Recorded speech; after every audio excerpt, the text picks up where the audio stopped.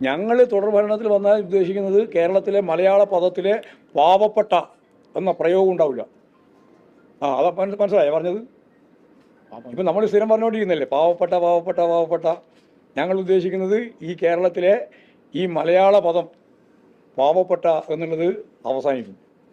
എന്ന് പറഞ്ഞാൽ വികസിത അർദ്ധവികസിത രാജ്യങ്ങളിലെ ഏറ്റവും പ്രധാനപ്പെട്ട വികസനം നേടിയിട്ടുള്ള രാജ്യങ്ങളിലെ പോലും അവിടെയുള്ള ജനങ്ങളുടെ ജീവിതത്തെക്കാൾ ജീവിതത്തിലെ കേട്ടോ, കാരണം ഞാൻ തന്നെ പ്രസംഗിക്കുന്നുണ്ട്, മുതലാളിത്തത്തിൻ്റെ ഏറ്റവും പ്രധാനപ്പെട്ട പ്രതിസന്ധി സമ്പന്നർ കൂടുതൽ സമ്പന്നരാകുകയും ദരിദ്രർ കൂടുതൽ ദരിദ്രരാകുകയും ചെയ്യുക എന്നുള്ളതാണ്. അപ്പോൾ മുതലാളിത്ത സമൂഹത്തിൽ അതാണ്.